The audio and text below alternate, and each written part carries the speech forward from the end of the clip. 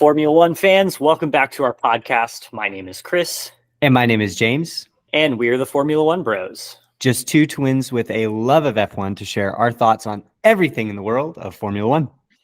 And it is a big week. We're coming off the back of a big week. We've got a big week ahead of us, but we are coming to you recording on the morning of the Great American Race, the Daytona 500, which I'm very excited about. The American motorsports season officially kicked off with the Rolex 24 back in January. But today, in the eyes of many Americans, today is the start of the motorsports season with the Great American Race. NASCAR starts, baby. We've had some great racing in Daytona. With the Truck Series and the Xfinity Series. So looking forward to the Cup Series race. But this is not a NASCAR podcast. This is a Formula One podcast. So lots to get into. We have finally seen all of the cars, all of the liveries from a week of launches. We've seen most of the cars actually out on track.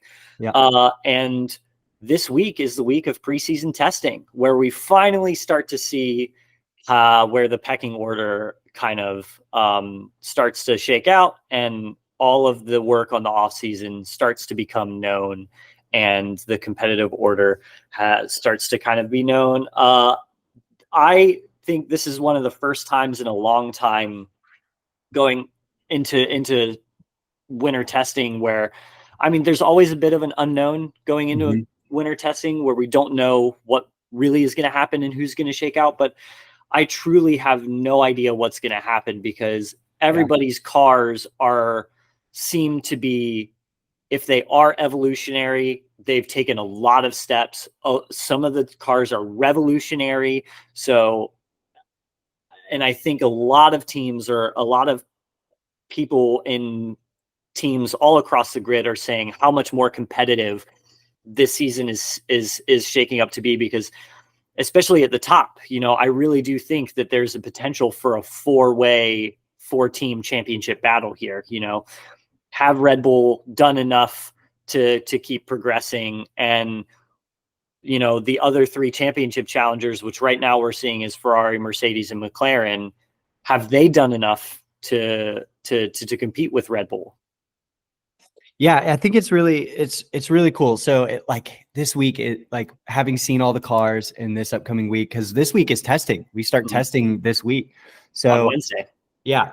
So it's like the NASCAR season starts today, but Formula One is starting this week. We've got winter testing this week. And then, next week, not this weekend, but next weekend is the first race in Bahrain. So we're really coming up. And a lot of cars, and you mentioned a lot of cars look very different. I would say most of them have made significant changes to the car. And so, yeah, you're absolutely right. I think there's a lot more of an unknown going into this season, more so than we've seen in the past, because even the Red Bull looks vastly different this year with the rear end of the car looks different. So Adrian Newey's designing it, so it's pretty safe to say that it wouldn't hurt the car, but every single car looking so different, there is an unknown. Maybe Red Bull won't be as good this year, and maybe Mercedes and Ferrari and McLaren will catch up. Who knows? We don't know. Right. And it's so, and even not just at the top with the top four teams, the whole grid, every single car looks drastically different from years past. And so I have a feeling we could potentially have a very, very competitive, very close season on our hands, very much like the 2012 season. Yeah, and I think, of course, in the context of this rules cycle, we're 2 seasons away right now from new regulations in 2026. Yeah. The ends of a rules cycle, there's always more and more convergence, which means at the very end of a rules cycle, it does get more and more competitive. But I think you're right in saying that it's not just the top four that, we don't know where everybody's going to be, but, from top to bottom. And I actually think this is going to be very similar to 2021 in that I think top to bottom from first to 10th is going to be, it's going to be much more competitive and a lot closer which means not only do I think we're going to have a really great battle for likely second, maybe first up at the top, but I think all the way down through the midfield, I think we're going to have really, really great battles. And I think it's going to be close. And for whatever team comes in 10th, which I have an idea of who that might be, we're not really going to know until after testing. But even the team that comes in 10th, I still think it's going to be a competitive 10th. And it's going to be, they're going to be fighting for points, and they are going to be fighting for Q2s and Q3s. And it's not going to be like what we saw in 2019 with Williams, like the 10th place team was 2 seconds off the back of the field. So I really do think that it has potential to be a really, you mentioned 2012, and I think, I think like if we're this excited for this year, I can't imagine what 2025 is going to be. Or 2026 with the new rules. Yeah. So and there are a lot of implications going into this season that could make it even more interesting. I mean, we talked about it last week with the whole thing with Christian Horner and what's happening at Red Bull, and there was a statement that recently just came out that even the relationship with Jos Verstappen and Max Verstappen and Christian Horner has soured, and that Jos Verstappen, essentially that relationship between Jos and Christian Horner is over, essentially. And so there's a lot of things that could potentially go wrong there. It's shaping up to be a crazy season. Yeah. And so before I do want to do a little preview of what the preseason testing schedule is going to look like. But before we do that, we do have to talk. We did have some car launches this past week, starting us off on Monday with Aston Martin. Then we had Ferrari, and then we had a double launch of Mercedes, and then we actually saw McLaren's car. We've already seen their livery, but we actually saw their car or parts of it because they are still keeping elements of it hidden. And then capping us off was Red Bull. Lots to get into. I don't want to go into individual teams in general, but I think now that we've seen all the cars, I think there are general trends and themes that we can pick up on. The first of which is this Red Bull style side pod, which is I think Gary Anderson, former technical chief of Jordan, he calls it the duckbill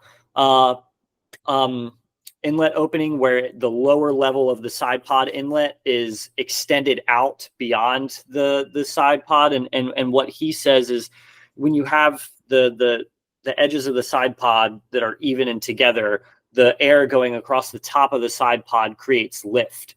And so downforce is so important with the ground effect cars. By extending that lower level, it takes away that lift on the top surface of the side pod. So that is something that everybody seems to have gone to, and a much narrower side pod opening, and then the side pod downwash that we've seen, moving away from the really big and bulky scallop side pods that Ferrari had last year. And all of them kind of have this general trend of downwash and going back into the rear of the car. Yeah. And I would say the biggest difference with all of the cars comes at the rear end of the cars. That's where the biggest difference is from last year to this year. The biggest changes on the cars happening at the back end of the car. I mean, you're seeing cars looked a certain way last year. The back end looks completely different. Yeah, and the driving force behind that is suspension. And we know Adrian Newey has been saying from the beginning of this technical regulation that suspension is a huge integral part of this. And we're seeing the trend of the rear suspensions going to push rod, which essentially push rod versus pull rod just means talks about the angle of the track bar and how it pulls or pushes the rear, how it stabilizes the rear end of the car. And the reason why they're converging on that is because it gets it's more swept back. It gets the rods out of the way, makes cleaner airflow to the diffuser and to the beam wing, which Adrian Newey says is incredibly important. But what that also does is it keeps the car more stable under braking and acceleration, because as the car goes faster and faster and faster, it sucks closer and closer to the ground. That's the whole ground effect thing. And then under braking, the tendency is for the car to lift up off the ground, and that drastically changes the aero platform underneath the car. So it's a much easier way, and there's much more convergence on how that suspension looks, especially at the rear of the car, to keep it from popping off the ground. And all of a sudden, if that happens, all of a sudden you're not as confident with the turn in, and there's a lot of understeer. The aero platform destabilizes. So that's essentially what the thing, and everybody has done that with the exception of Ferrari, and Ferrari is the outlier here.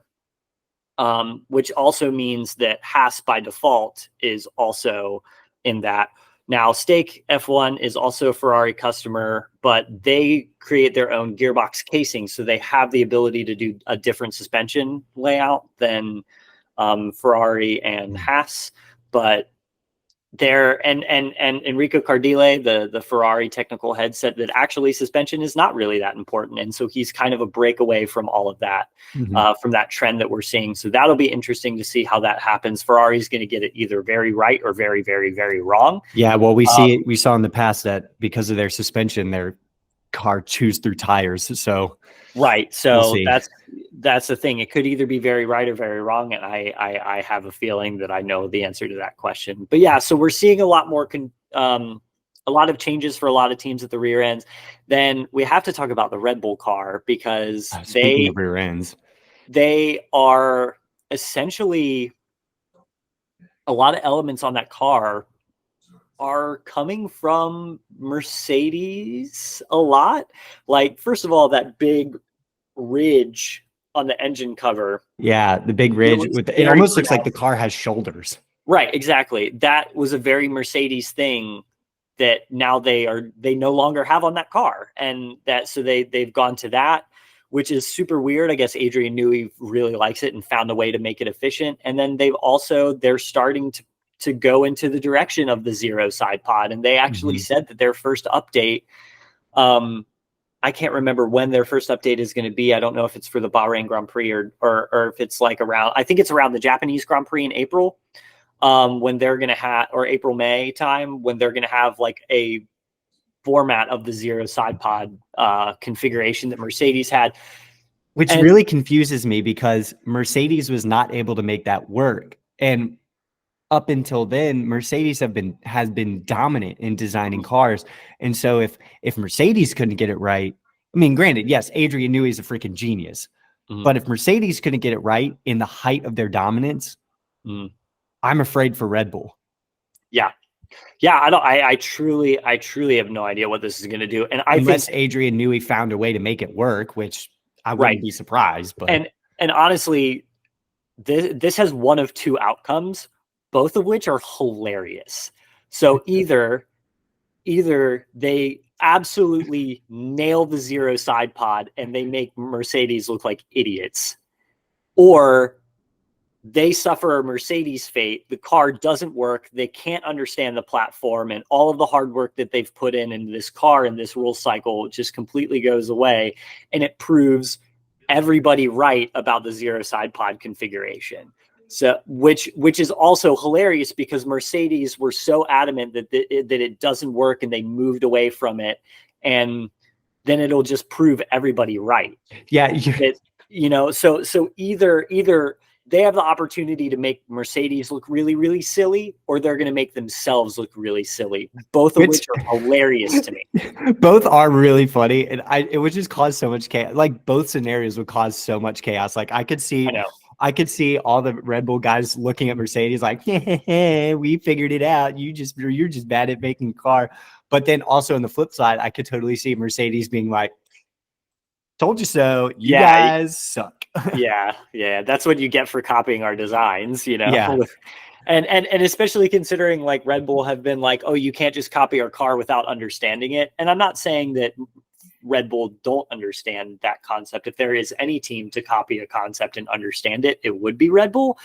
But like, they're so adamant about, like, you can't just copy our design because everything is interconnected and you have to understand it. And if they absolutely just completely fumble the bag on this design and it ends up not working out, I think they're going to look very silly, and it's going to be either way. No matter which way you slice it, the result of this is going to be really funny. And I can't wait to see what that Japanese Grand Prix update looks like. I can't wait to see what this car is going to look like in Bahrain. Someone's going to look silly, and I'm kind of here for it. And either way, it's going to be great. Now, one thing you mentioned, I got to ask you about this. You mentioned like with Ferrari doing the one thing completely different, and you said, I have an idea of how this will go. What's your idea of how do you think that will go with them being completely different than what everyone else is doing? I think they're going to absolutely pull a Ferrari. They're going to be very convicted about the exact wrong thing, and they're going to get it wrong. And they're going to be shaking their heads, wondering why, like in the beginning of the season, they're going to be wondering why they're struggling for performance, and, you know, why we can't get our tires to work, why we can't get the stability to work, and why yada, yada, yada. And then everybody's going to be like, bro, it's obviously your suspension. Like, and then I don't know, they probably don't have it in the budget cap to change their suspension in the middle of the year, but I imagine if they get it wrong and they change their suspension for 2025 and then all of a sudden they win a championship, you know, it's going to be, so I think they've guessed wrong, is knowing Ferrari and how Ferrari has operated over the past 10 years. I think they're very convicted about it, and they're very confident, and they're downplaying the role that suspension is going to have on this, and they will completely mess it up. And I think they're going to have a lot of hope, and then we're going to get to Bahrain, and then they're going to be like, oh yeah, we really messed up, didn't we? Well, this might be just me being a Delulu Ferrari fan, but do you think because Fred Vasseur has said like 95% of the car is completely different from last year's car. And last year the past iteration of the car was very famous for the suspension not working. Do you think that they could have made the car 95% different and made the design philosophy of the car so that way it works for that suspension? Oh yeah, absolutely. I think and maybe Ferrari, they just big brain everyone. Yeah, I think Ferrari has been more poised to do something like that and create a total 100% understood complete package of a car than they have in the past. And I think that starts with Fred Vasseur and how they've reshaped the technical department. I think much more in the past, especially than like under the Mattia Binotto regime. I think they're much more poised to understand concepts that they put on the car. And honestly, I don't mean to sound totally doom and gloom on Ferrari. I think, you know, everything that the drivers have said coming out of their shakedown at Fiorano and everything that they've done in the simulator, like the drivers have even said, oh my God, it's a world of difference from last year. Like Charles said, like in the first 3 laps that they ever drove the car, they knew that they were going to have problems like with the car, like that they couldn't drive it, that they were going to have handling issues. But he said now, like based on the shakedown and what they've known in the simulation or on the simulator, like it's a much easier car to drive. It's much better. And I think they're going to have a much easier time extracting the full potential of the car. So I do think that they have set themselves up for success. But I think if there is a limitation, it'll be the suspension. It very likely could come from the suspension, and not just from a tires perspective. I think the way that they've chewed through tires and their issues with tire wear in the past, I think has come from flaws in the chassis and the balance of the car that I think they've solved. I'm talking more about their efficiency of their aero efficiency in the diffuser and the beam wing at the rear end of the car. I think if there is a limitation, it's going to be that. And so I think the rear of the car might be a little draggy. But again, we won't know until they actually, you know, get onto the track and they're actually doing competitive, you know, testing against other cars. So I don't know. I think they are much more poised to be competitive than they have been in the past. Obviously, so much so that Lewis Hamilton decided to drive for Ferrari a whole year early. Yeah. So he's clearly liking what he sees. But I think if there is a limitation, I think the first place people are going to start looking is going to be the suspension. Yeah. Well, I don't want to spend too much time talking about Ferrari. What do you think of the Mercedes car? I think it looks great. I think again, I think it's one of those things like the design of the car just hasn't made sense to me in the past. Mm-hmm. Not like it has since 2019, 2020. Yeah, when that car was literally unbeatable. Yeah, I think it seems like they finally understood the issues from the past 2 years.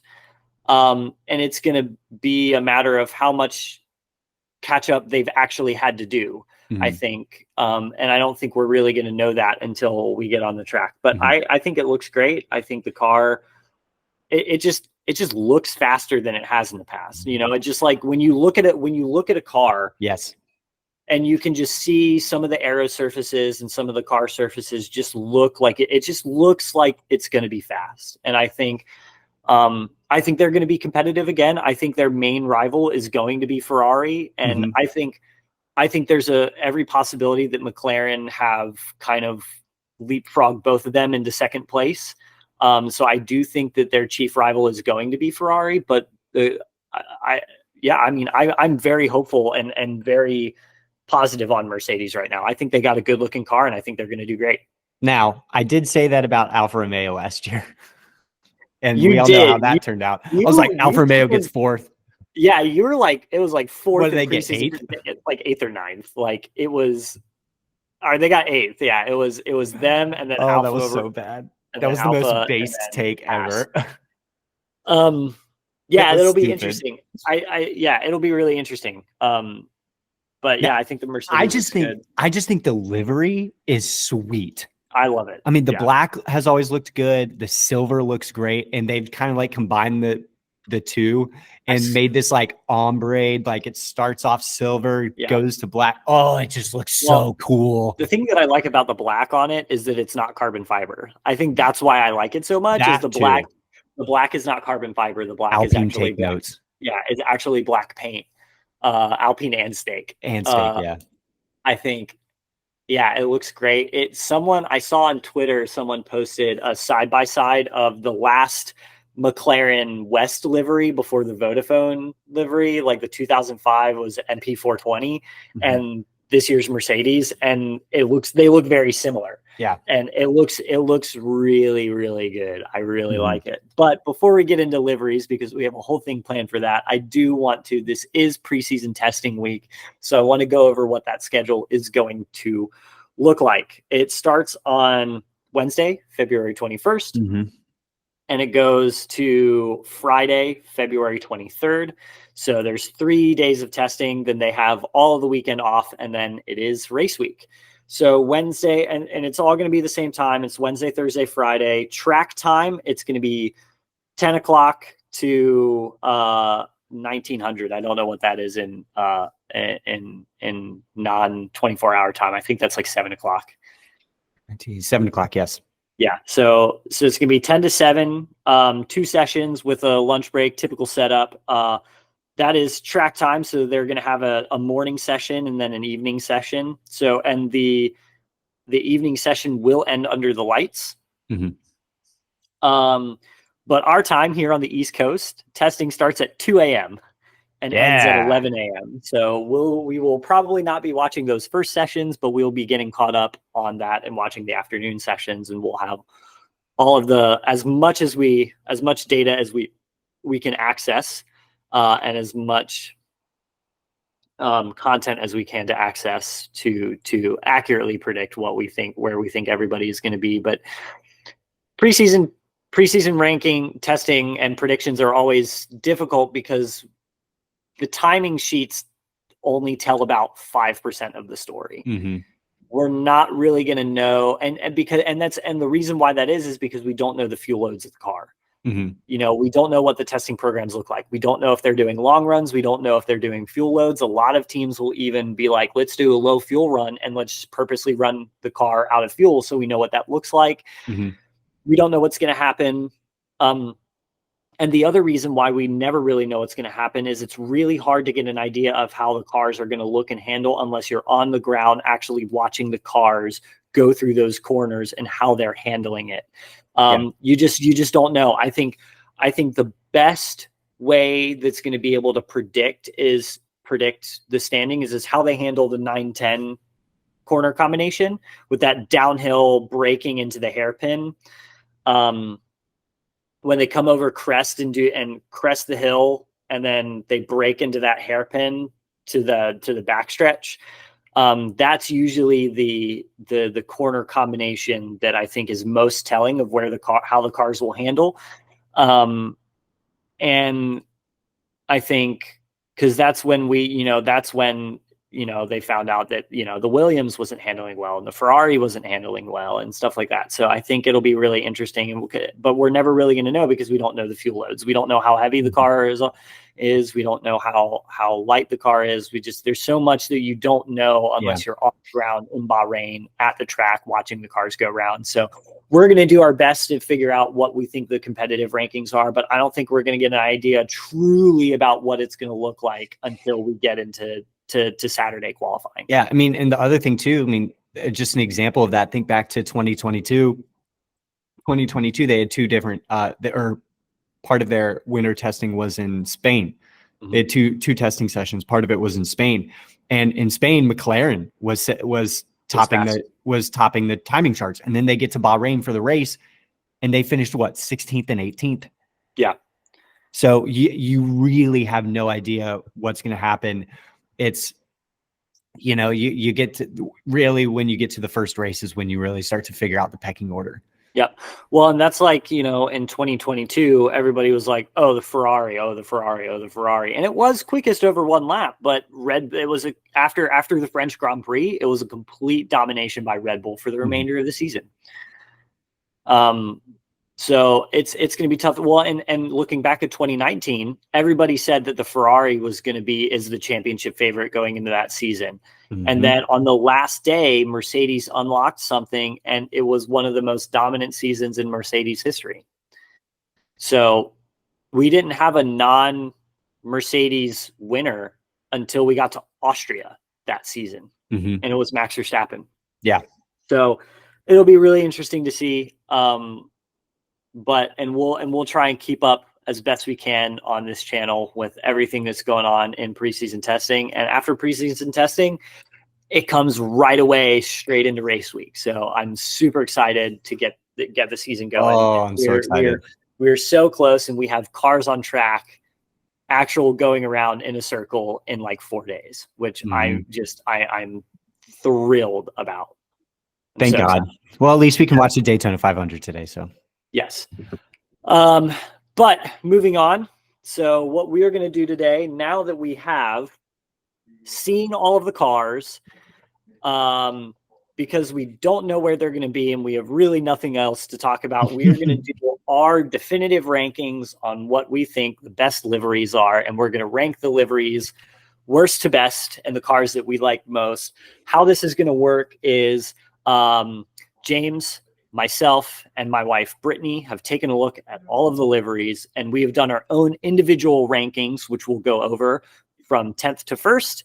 And we've scored them in the point system and like in the F1 point system. So the ranking that gets first place is 25 points, then it's 18, 15, 12, 10, etc., all the way down to 10th place gets 1 point. We're going to add up all of our point totals, and we're going to come up with an overall ranking for the definitive official Formula One Bros livery rankings for the season. And I'm super excited to get into those.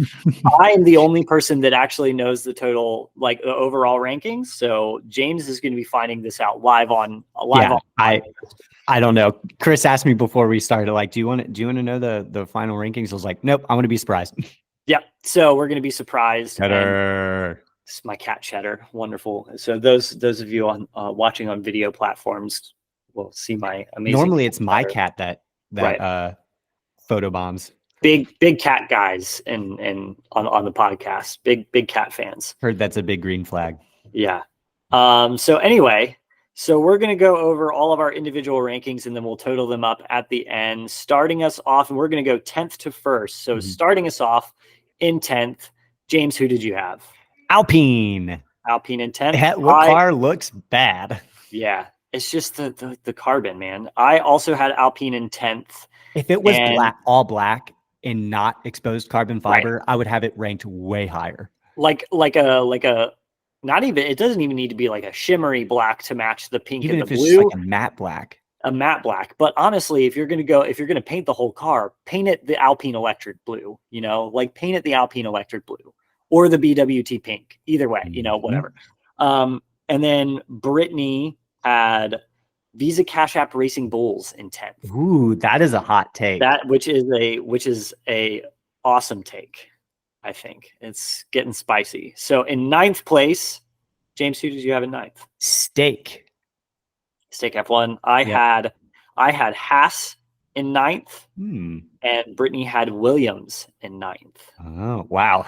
Wow. This is really, wow. It's so funny is like, we always talk about how the Duracell battery on the airbox is like the most genius piece of marketing and is like the best part of the livery. Brittany, not a fan, which is a hot take. I think that's what did it for her. Moving on up to 8th place. Who did you have in 8th?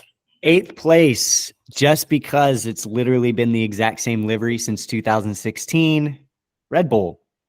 It's not a bad livery per se. I just would love some variety, maybe. Yeah, well, I think it's a great livery, and we've always talked about how it's a great livery because it creates brand consistency. My issue with the livery is that big ridge on the engine cover covers up the Red Bull logo on the engine cover in the airbox. So also that. The actual Red Bull logo, it looks much, much, much smaller than it has in the past. And it just looks way more empty than it has in the past. That's why I am not as high on Red Bull. So you had Red Bull in 8th. Who did you have in 8th? I had Steak in 8th. And Brittany had Alpine in 8th. Okay. Moving on up to 7th. James, who did you have in 7th? I had... Now this is tough because pretty much from here up, I love all of the liveries. It was really, really hard. I could have changed the order.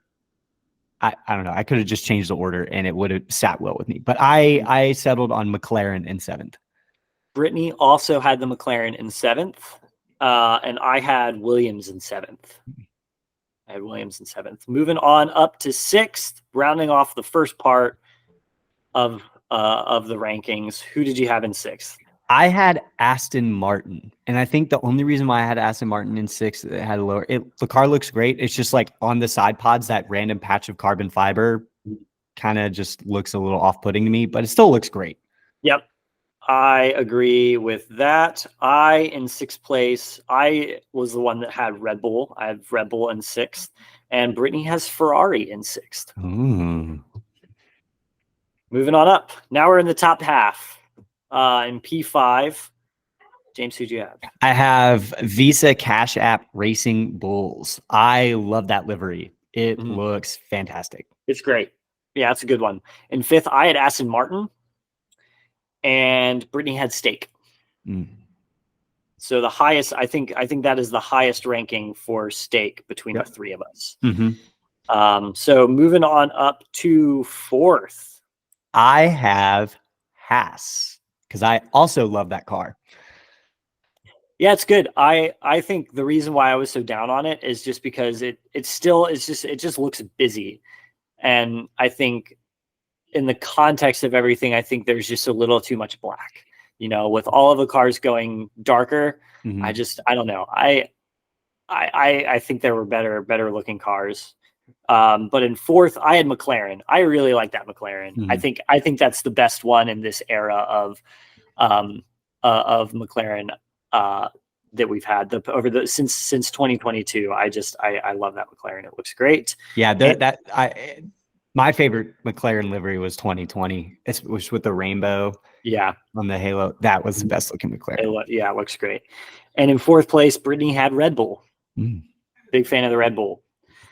Moving on up, top 3 podium. Who did you have on the 3rd step of the podium? I think this is the highest ranking for this team, but I have in 3rd place Williams. I love that car. It is sweet. I think it's very sleek. I love it. So I have Williams in 3rd. Still a big fan of the Duracell battery. Still think that is great. Still a big fan. It's honestly genius. Yeah. In 3rd place for me, I had Ferrari.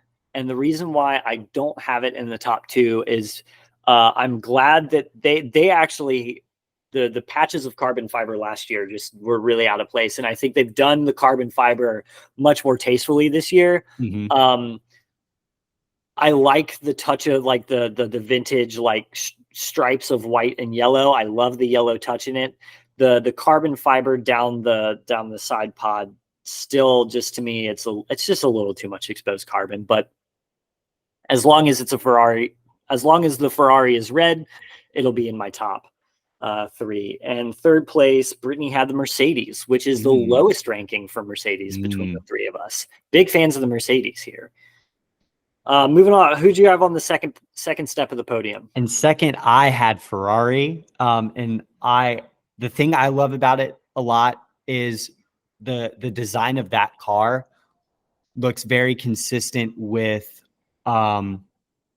it looks very, very consistent with the hypercar.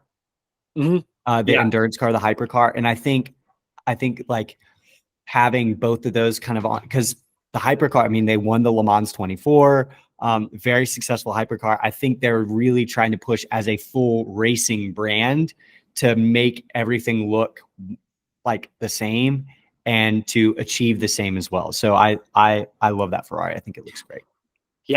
Yeah, no, I totally agree. But I think you're right about that carbon fiber, because I think had they not had that carbon fiber as much carbon fiber on it, I probably would have it inversed. In second place, I had the Visa Cash App Racing Bulls livery. Wow, that's really high. I think for me, it's the nostalgia factor. I think for me, it's the nostalgia factor. It's a shiny chrome livery. It's the most colorful one on the grid. It's the most colorful one. There's no carbon fiber to be found. I think the only thing that keeps it from being in the top step is that the white stripe across the nose cone where the halo meets the chassis. I think that white stripe across the nose just takes a little bit away from me. If it was like all blue, I think it would be first place for me. But I think the nostalgia factor got me, in the fact that I didn't see any chrome anywhere or any carbon fiber anywhere on that car. But regardless, I love that car. That color, that electric blue, I think just looks really good. It's my favorite shade of blue. I think it looks great. And in second place, Brittany had the Haas. Oh yeah, big fan of Which Haas. is a big fan of Haas. She was like, she really likes the Haas. She likes the way that it looks. Like that car too. It's good. I will say, I have to about the Haas. The thing that I really like is the Haas logo on the side pod. Just the way that they've done that looks really, really good. Yeah, I really like that. And I think that's my favorite part of that car. It kind of mirrors the NASCAR design of the car. Yes, it does. The design of the F1 car, it really does a good job of mirroring what the NASCAR. Let me pull up an image real quick, but it really does a great job. Yeah. I think it's their 41 car is fully sponsored by Haas Tooling. The 4 with Kevin Harvick has been the Busch Light sponsor. Yeah. Which I also think is a great paint scheme for a car. All right, let's go to first.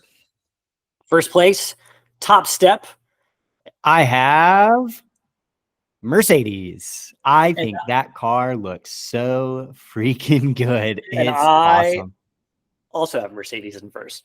I think we talked about it a little bit, but it's just, I think it's hard because like Mercedes fans or F1 fans, but generally Mercedes fans seem very divided on like the black or the silver.